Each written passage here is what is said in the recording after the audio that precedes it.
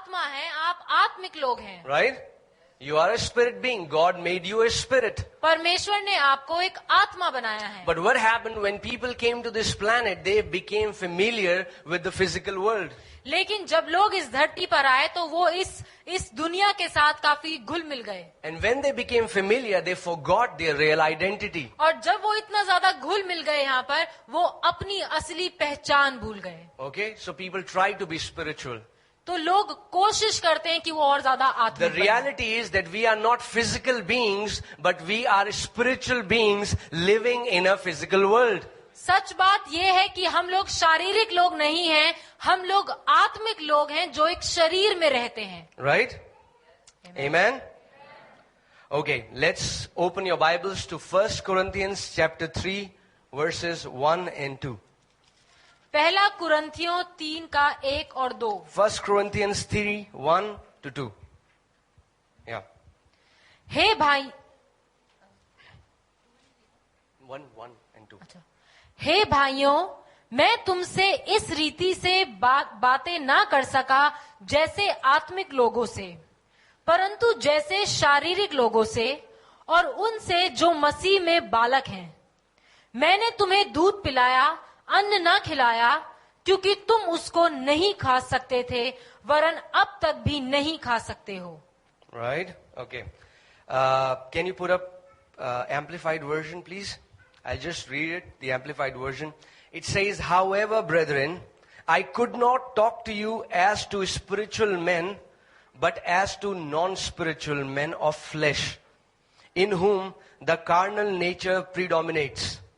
As to mere infants in the new life in Christ, unable to talk yet. I fed you with milk, not solid food, for you were not yet strong enough to be ready for it, but even yet you are not strong enough to be ready for it. Okay? So Paul is talking to the church of Corinthians. यहाँ पर पौलुस कुरिन्थियों की church से बात कर रहा है. And he's saying that you guys are carnal. और वो उन्हें कह रहा है कि तुम लोग No, carnal, शारीरिक. शारीरिक हो. Okay. Carnal does not mean that they were sinners. शारीरिक होने का मतलब ये नहीं था कि वो पापी हैं. Carnal means that they were led by their 5 senses.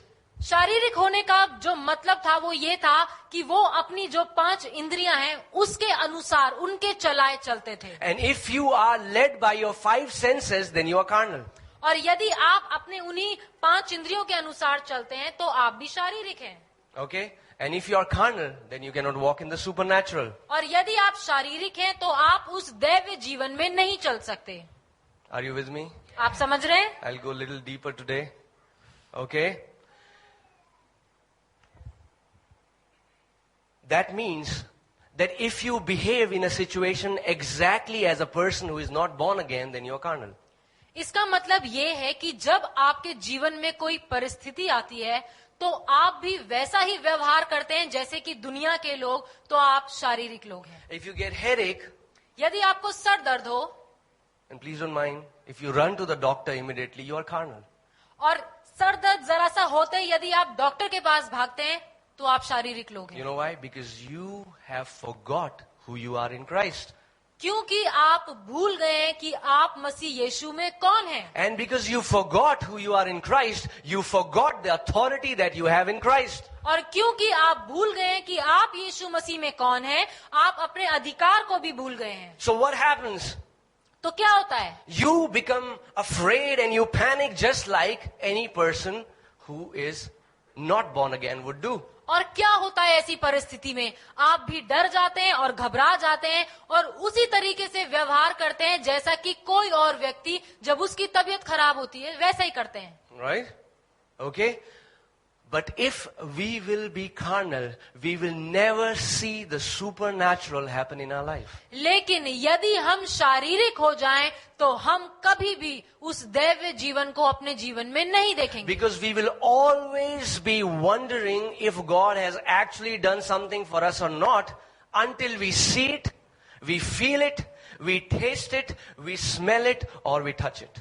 और जब तक हम कुछ देख ना ले कि प्रभु ने हमारे लिए क्या किया है, या जब तक उसे चख ना ले या छू ना ले या देख ना ले या महसूस ना कर ले, तब तक हम विश्वास नहीं करेंगे कि उसने हमारे लिए कुछ किया है. Okay, let's go over to 1 James chapter 22.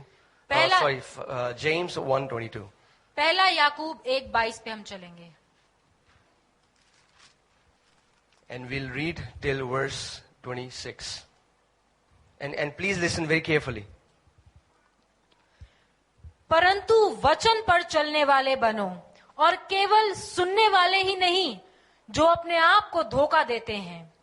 क्योंकि जो कोई वचन का सुनने वाला हो और उस पर चलने वाला ना हो, तो वह उस मनुष्य के समान है जो अपना स्वाभाविक मुंह दर्पण में देखता है, इसीलिए कि वह अपने आप को देखकर चला जाता है और तुरंत भूल जाता है कि मैं कैसा था.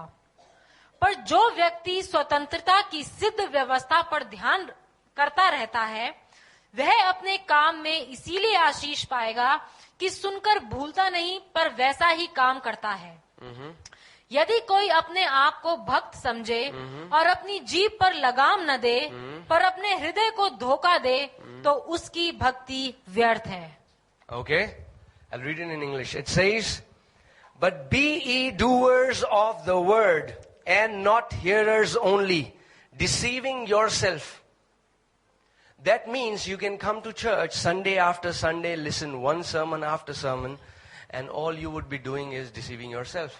और इसका मतलब ये है कि आप हर रविवार पर रविवार आएं और वचन को सुनते जाएं, लेकिन आप धोखा खा रहे हैं. If you are not a doer of the word, then you're deceiving yourself.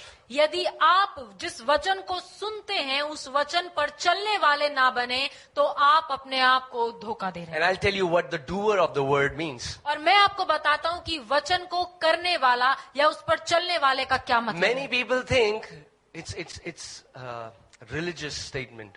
और ये एक थोड़ा धार्मिक कथन Many है. people think I will become a doer of the word when I'll pray more, fast more, read more Bible. No, that is not what the word is saying. और कई लोग सोचते हैं कि ज्यादा प्रार्थना करना, ज्यादा बाइबल पढ़ना, ये है परमेश्वर के वचन पर चलना, लेकिन ऐसा नहीं है. Are you with me, church? आप समझ रहे Are हैं? you listening carefully? Okay. James explains in the very next line what the doer means. याकूब अगली ही आयत में बताता है कि वचन पर चलने वाले का क्या मतलब है. He says, but he who looks into the he says, for if anyone is a hearer of the word and not a doer, he is like a man observing his natural face in a mirror, for he observes himself, goes away, and immediately forgets what kind of man he was. और यहाँ पर लिखा है, क्योंकि जो कोई वचन का सुनने वाला हो और उस पर चलने वाला ना हो, तो वो उस मनुष्य के समान है जो अपना स्वाभाविक मुंह दर्पण में देखता है, इसीलिए कि वह अपने आप को देखकर चला जाता और तुरंत भूल जाता है कि मैं कैसा था. Right? Open your Bibles to Romans 8:9. Romeo 8:9 को हम खोलेंगे. Romans 8:9.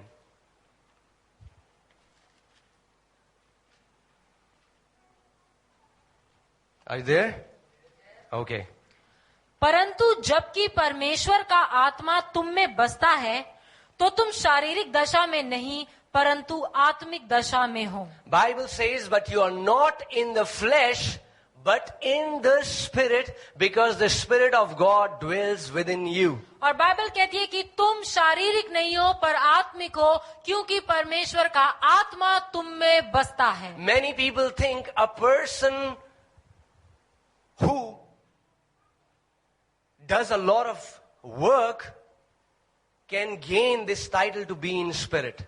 और कई लोग ये सोचते हैं कि जो बहुत ज्यादा काम करता हो या बहुत ज्यादा बाइबल पढ़ता हो या प्रार्थना करता हो, वो आत्मिक है. You are not in the spirit because you don't do this or you do that. आप आत्मिक इसीलिए नहीं है कि आप ये करते हैं या वो नहीं करते. You are in the spirit because the spirit of Lord Jesus Christ dwells within you.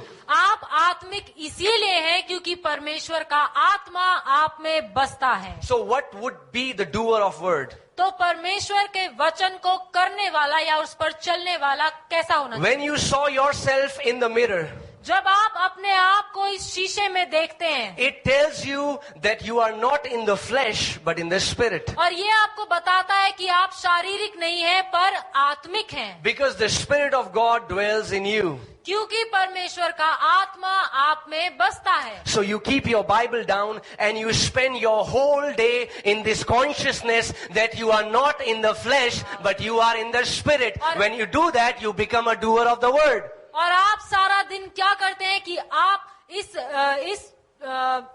इस बात का ख्याल रखते हैं कि आप शारीरिक नहीं पर आत्मिक हैं, और यही है वचन को करने वाला. Amen? Amen? Say, I am not in the flesh, बोलिए कि मैं शरीर में नहीं हूँ, but I am in the spirit. लेकिन मैं आत्मा में हूँ, Because the Spirit of God dwells within me. क्योंकि परमेश्वर का आत्मा मुझ में बसता है. So what does it mean to be a doer of the word? तो परमेश्वर के वचन को करने वाले का क्या मतलब है? When you don't forget what Bible tells who you are, you become a doer of the word of God. जब आप ये नहीं भूलते कि आप कौन हैं और परमेश्वर का वचन क्या कहता है कि आप कौन हैं, तब आप वचन के करने वाले या वचन पर चलने वाले बनते हैं. Right? Are you with me? What happens many times when people come to Sunday, they hear the sermon, you are the righteousness of God. They hear the sermon that you have been justified, perfected, made righteous. और क्या होता है कि कई लोग जब हर रविवार आते हैं और वचन को सुनते हैं और सुनते हैं कि वो परमेश्वर की धार्मिकता है यीशु मसीह में, और वो बिल्कुल सिद्ध लोग हैं. Okay, but what happens when they step out लेकिन क्या होता है जब वो इस संदेश को सुनकर बाहर जाते हैं and they forget who they are और वो भूल जाते हैं कि वो कौन है, and they start to behave as a normal person behaves. और उसके बाद जब वो भूल जाते हैं तो वो किसी भी साधारण इंसान, किसी भी साधारण मनुष्य की तरह अपना जीवन बिताते हैं. Right? And they are not the doers of the word. और वो लोग वचन के करने वाले नहीं हैं. But if you want to be a doer of the word, लेकिन यदि आप परमेश्वर के वचन पर चलने वाले लोग बनना चाहते हैं, then say what Bible says about you. तो फिर वो कहिए जो बाइबल आपके बारे में When कहती है. God is saying that जब- He sees you in spirit, then why do you see yourself in flesh? जब परमेश्वर का वचन कहता है कि वो आपको आत्मिक देखता है, आत्मा में देखता है, तो आप अपने आप को शरीर में क्यों देखते हैं? Are you with me? समझ रहे हैं आप? Okay. So what should be your confession?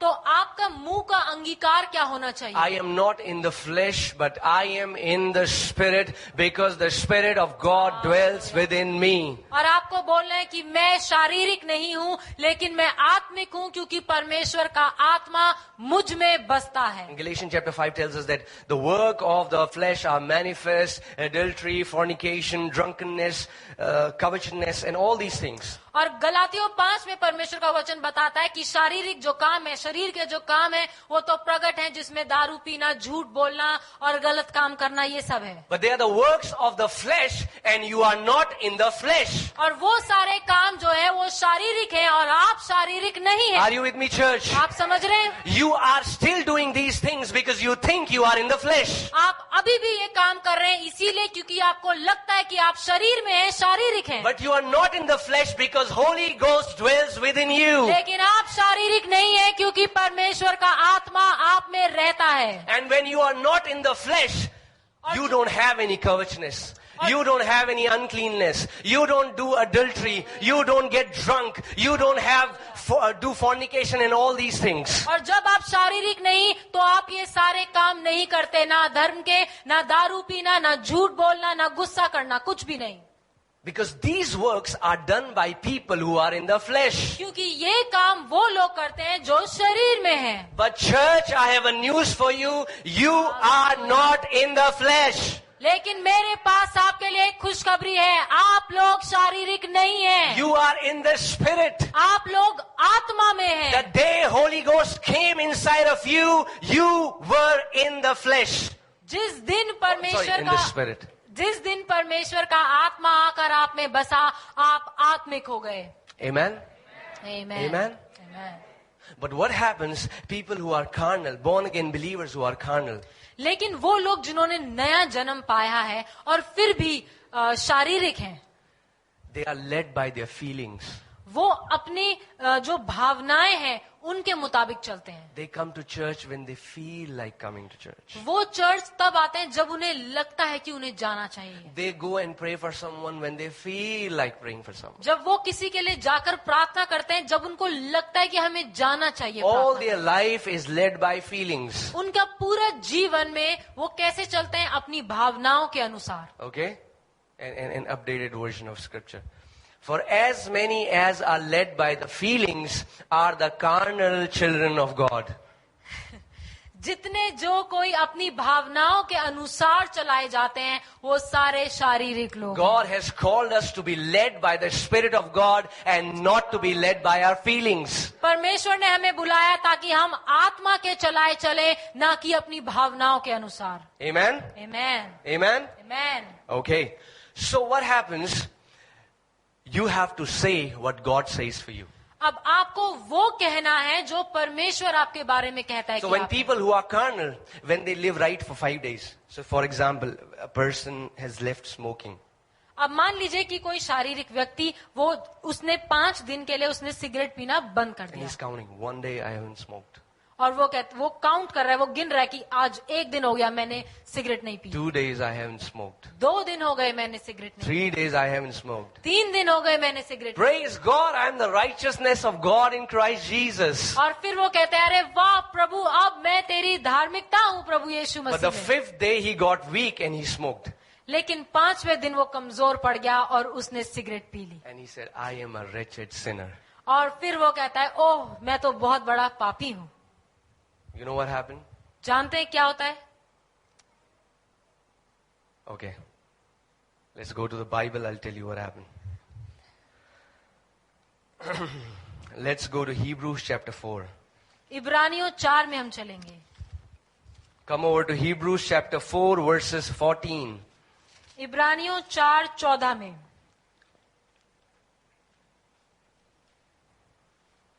Listen very carefully, please. इसीलिए जब हमारा ऐसा बड़ा महायाजक है जो स्वर्गों से होकर गया है, अर्थात परमेश्वर का पुत्र यीशु, तो आओ हम अपने अंगीकार को दृढ़ता से थामे रहें। Okay. Now Bible is saying, since we have a high priest Bible कह रही है कि अब हमारा एक ऐसा बड़ा महायाजक है who has passed through the heavens, जो स्वर्गों से पार होकर आया, Jesus the Son of God, यीशु परमेश्वर का let पुत्र। us hold fast our confession. हम अपने अंगीकार को दृढ़ता से थामे रहें। Okay. Why is Bible telling you to hold fast your confession? क्यों बाइबल आपको बता रही है कि अपने मुंह के अंगीकार को हम दृढ़ता से थाम कर रखें? Because his people don't hold fast their confessions. क्योंकि परमेश्वर के लोग अपने मुंह से कुछ भी बोल देते हैं, मतलब दृढ़ता से थाम कर नहीं रखते। Their confessions change every day. उनके मुंह का अंगीकार हर दिन बदलता रहता है। Okay, but see one thing that I want to show you. लेकिन एक बात यहाँ पर देखिए, Bible is telling you to hold fast your confession. Bible कह रही है कि अपने मुंह के अंगीकार को दृढ़ता से थाम कर रख। Do you know when you have to hold fast your confession? आपको पता है कब आपको अपने मुंह का अंगीकार थाम के रखना है? In adverse situations. अपनी बुरी से बुरी परिस्थितियों में। A rich person doesn't have to confess, I am rich. एक अमीर आदमी को ये बार बार बोलने की जरूरत नहीं कि मैं अमीर हूँ। He doesn't have to hold fast his confession. उसे अपना ये अंगीकार थाम के रखने की जरूरत नहीं है। A person who is healed doesn't have to hold fast his confession. एक व्यक्ति जो पूरा स्वस्थ है, चंगा है, उसे अपना मुंह का अंगीकार थाम के रखने की जरूरत नहीं है। Are you with me? आप समझ रहे हैं? See, let's read the next verse. You'll अगली get आयत it. को हम पढ़ेंगे। क्योंकि हमारा ऐसा महायाजक नहीं जो हमारी निर्बलताओं में हमारे साथ दुखी ना हो सके। Hallelujah. Bible is talking about weaknesses. Bible यहाँ पर बात कर रही है निर्बलताओं के बारे में। That means Bible is saying even when you are weak, don't give up your confession. यहाँ पर बाइबल बता रही है कि जब तुम अपनी कमजोरताओं में ही हो, निर्बलताओं में ही हो, अपने मुंह के वचन अंगीकार को दृढ़ता से थामे रहो। Even when you have stumbled, don't give up your confession. Hold fast your confession. यदि आप गिर भी गए, कोई गलती हो भी गई, तो अपने मुंह के अंगीकार को ना बदलें। It's the very same verse. It's the very the verse down that. what is the Bible saying? That even if you committed anything that a righteous person shouldn't commit, still hold fast to the confession that you are the righteousness of God in Christ Jesus. यहाँ पर Bible जो बता रही है उसका मतलब ये है कि यदि कोई धर्मी व्यक्ति कोई गलती कर भी देता है तो भी अपने मुंह के अंगीकार को ना बदले और बोले कि मैं परमेश्वर की धार्मिकता हूं। Are you with me? आप See समझ what रहे? happens, a person is going to office. क्या होता है कि एक व्यक्ति ऑफिस जा रहा है, Whatever the righteous does, he will prosper. जो कुछ धर्मी जन करेगा उसमें आशीष पाएगा। Praise God, 2-3 days, office is fine. अच्छा हुआ 2-3 दिन गुजर गए, सब कुछ सही रहा, But the performance goes down लेकिन फिर जो उसका परफॉर्मेंस था, जो उसका काम था, वो थोड़ा नीचे and the चला confession goes down as well. और उसी के साथ साथ उसका अंगीकार भी But नीचे what चला। does the Bible say? Bible says, hold fast your confession. लेकिन बाइबल क्या कह रही है? बाइबल कह रही है अपने मुंह के अंगीकार को थाम के रख। Do you know the old patriarchs, the old fathers who wrote the Bible, they called following after Jesus the great confession. आप जानते हैं वो लोग जिन्होंने बाइबल लिखी, उन्होंने कहा कि यीशु मसीह के पीछे चलना यही सबसे बड़ा अंगीकार है। The Christianity is actually the great confession. जो ये पूरी मसीहत है, ये है सही अंगीकार करना। Are you with me? आप समझ रहे हैं? Are you with me? No matter what you feel, फर्क नहीं पड़ता कि आपको कैसा अनुभव हो रहा है या कैसा लग रहा है, no matter what you do, फर्क नहीं पड़ता कि आप क्या करते हैं, no matter what you don't do, फर्क नहीं पड़ता कि आप क्या नहीं करते, your confessions should never change from the Word of God. आपका मुंह का वचन या आप जो बोलते हैं वो परमेश्वर के वचन के साथ मेल खाना चाहिए। If you keep saying it, यदि आप उसे लगातार कहते रहें, if you keep believing it, यदि आप उस पर लगातार विश्वास करते if रहें, you keep saying it, यदि आप उसे लगातार if बोलते you रहें, keep believing it, यदि आप उसे लगातार विश्वास करते then रहें, very soon you will be walking as the Bible says. तो बहुत ही जल्द आप वैसे चलेंगे जैसा कि बाइबल The कहती है। problem is that the people of God give up their confessions. दिक्कत ये है कि परमेश्वर के लोग अपने मुंह के अंगीकार को बदल देते हैं। Are you with me? आप समझ रहे हैं? Okay, we'll read that verse again. क्योंकि हमारा ऐसा महायाजक नहीं जो हमारी निर्बलताओं में हमारे साथ दुखी ना हो सके। Okay, so that means, what is Bible saying? God knows your weaknesses. इसका मतलब बाइबल बता रही है कि परमेश्वर जानता है कि आपकी कमजोरियां क्या हैं। Right? But Bible is instructing you, even at the times of your weakness, Bible commands you to hold fast your confession. लेकिन ऐसे समय में भी बाइबल आपको क्या सिखा रही है?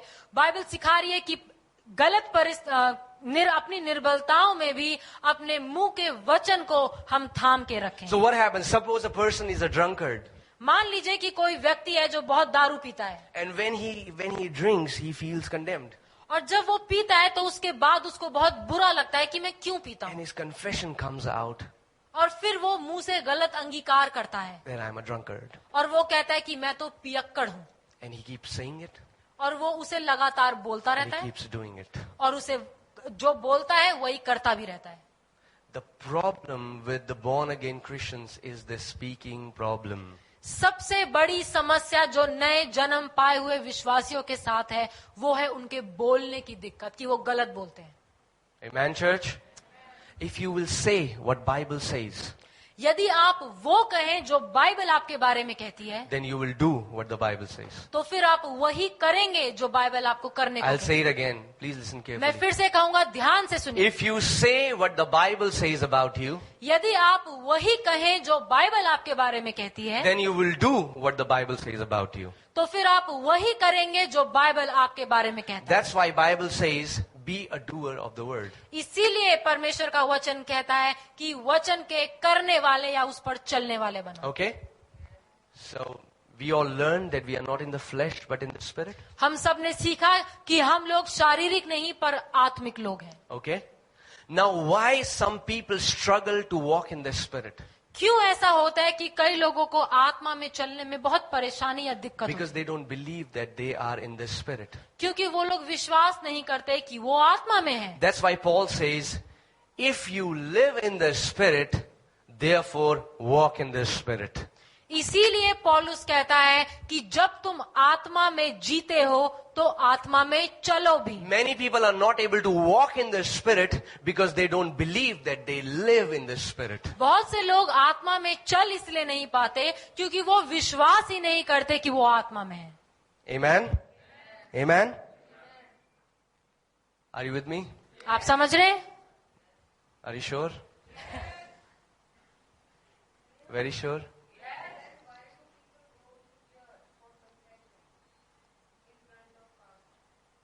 Okay, that is not the church we teach about. That is not a true church. वो एक सही कलीसिया नहीं है. Okay? That's a Roman Catholic church. Okay, so we don't confess before man. That this is not the confession of sins. ये अंगीकार जिसकी हम बात कर रहे हैं वो पापों के अंगीकार की बात नहीं कर रहे हैं. Okay? This is the confession of what Bible talks about you. ये उस अंगीकार की बात है कि बाइबल आपके बारे में क्या कहती है कि आप कौन हैं. That means whether you feel righteous or you don't feel righteous, you are righteous because Bible says you are righteous. इसका मतलब ये है कि भले ही आपको लगे कि आप धर्मी हैं या आपको लगे कि मैं धर्मी नहीं हूँ, लेकिन बाइबल कहती है कि जो कोई विश्वास करता है वो परमेश्वर की धार्मिकता है तो आप धर्मी हैं. Because righteousness was given to you as a free gift. क्योंकि धार्मिकता आपको मुफ्त में एक तोहफे की तरह दी गई है. Amen? आमीन. It was not given to you because of how good you were. वो आपको धार्मिकता आपको इसलिए नहीं दी गई कि आप कितने अच्छे हैं. It was given to you as a gift. वो आपको एक मुफ्त में एक तोहफे की तरह दिया गया है. But if you would not believe it, लेकिन यदि आप उस पर विश्वास नहीं करेंगे you will not say it. आप उसे कभी बोलेंगे भी नहीं. If you will not say it, और जब आप उसे बोलेंगे नहीं you will not walk in it. आप उसमें चलेंगे भी नहीं. Are you with me, church? आप समझ रहे हैं? Are you with me? Thank you, Lord Jesus. Hallelujah. Let's go to John 14:10. यूहन्ना 14:10. John 14:10.